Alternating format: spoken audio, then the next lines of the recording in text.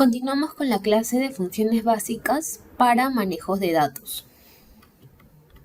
Para esta clase necesitamos instalar dos paquetes, el paquete tidyverse y el paquete dplyr. Luego de eso necesitamos cargar los paquetes. Vamos rápidamente a RStudio para realizar este proceso.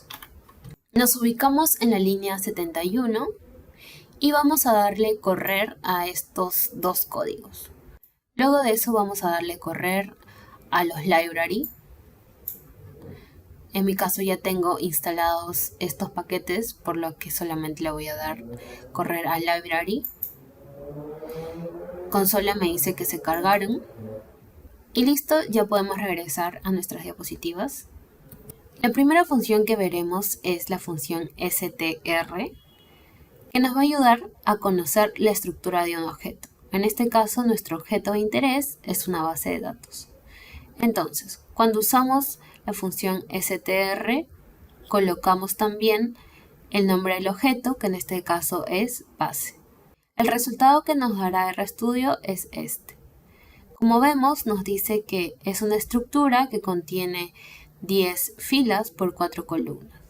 Nos muestra además las variables, por ejemplo en el caso de sexo, nos dice que es una variable numérica, que tiene 10 observaciones y que también contiene a la variable IMC y a la variable cintura. Entonces, para observar rápidamente las variables, el tipo de datos y cuántas observaciones hay por cada variable, utilizaremos esta función. Ahora veamos la función select. Cuando necesitemos trabajar con algunas variables, usaremos esta función.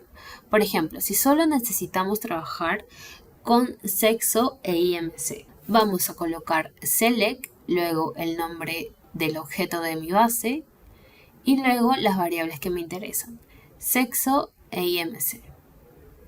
De esta forma vemos la diferencia entre la base que teníamos antes y la base que tenemos ahora. Antes teníamos una base que tenía 3 variables y ahora vemos una base que tiene 2 variables. En tercer lugar, vamos a ver la función filter. Cuando necesitemos trabajar con algún subgrupo, vamos a utilizar esta función. Por ejemplo, si solo necesitamos trabajar con mujeres.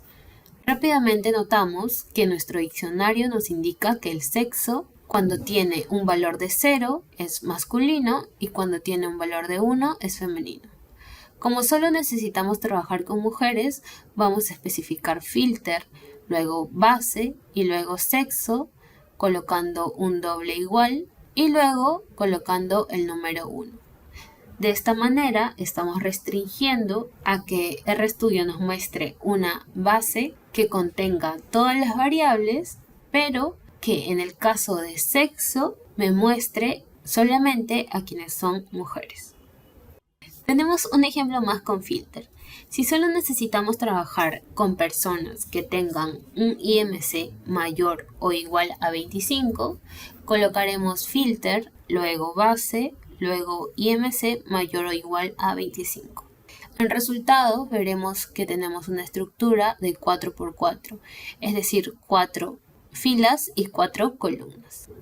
Podemos ver la diferencia entre la base de datos anterior y la nueva base que tengo aquí. En la nueva base vemos que todas las personas que están incluidas en la variable IMC efectivamente tienen un valor mayor o igual a 25. Algunas personas podrán pensar, pero en sexo también se ha restringido porque solamente aparecen personas del sexo femenino. Pero esto es más una coincidencia. Si nos damos cuenta acá, todas las personas que tienen un IMC mayor o igual a 25 coincidentemente también son mujeres. Entonces aquí no estamos especificando nada para sexo, solamente para la variable IMC. Veamos esto en RStudio. Ok, vamos a correr esta línea. Y vemos que en consola nos muestra el resultado de que tenemos 10 filas por 4 columnas. Nos muestran las variables que incluimos, ID, sexo, IMC y cintura, y las características de cada una de ellas. Son numéricas, todas tienen 10 observaciones y nos muestran los datos. Luego vayamos a la función select. En este caso estamos seleccionando la variable sexo e IMC y no estamos seleccionando cintura. Vamos a correr. Entonces aquí vemos sexo IMC. Ahora, en esta parte de aquí estamos creándole un objeto a esta función. Si recuerdan, en clases anteriores habíamos dicho que una de las ventajas de trabajar con objetos en RStudio era que podíamos modificar estos objetos y poder trabajar con todos estos a la vez. Entonces voy a crearle un objeto a esta subbase y ya se creó. Luego vamos a ver lo mismo con filter. En este primer caso corresponde lo del primer ejemplo. Estamos especificando que en la base de datos llamada base solo seleccione a quienes tengan un sexo femenino igual a 1. Y voy a darle correr a esto. Y luego la dinámica es la misma. Le creo un objeto a esta función de acá. Esto de acá, como ven, lo he copiado y lo he pegado acá. Es tal cual. Lo único que cambia es que aquí estoy creando un objeto para esta función. Luego de esto voy a darle correr a esta parte que nos está indicando que vamos a filtrar en el objeto base a quienes tengan un IMC mayor o igual a 25. Vamos a darle correr. Nos muestra cuál es la salida. Y aquí voy a crear un objeto. Listo, ya está creado. Entonces, además de poder verlos en consola, decíamos que cada que creemos objetos íbamos a poder verlos en ambiente. Entonces, voy a desplazar esto. Y aquí tengo los objetos que he creado. Me está faltando uno acá. Filter, sexo, IMC. Me está faltando este objeto de acá. A ver, tenemos en ambiente, solo para practicar, el objeto sexo IMC, check.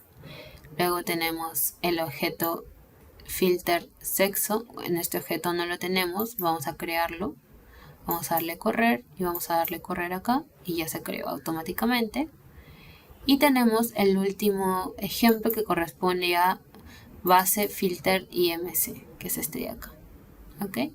Entonces, cuando nosotros querramos visualizar cada uno de estos, vamos a abrir. Por ejemplo, quiero abrir el objeto que contiene la base en el que filtra a mujeres. Entonces, abriré este tercer objeto.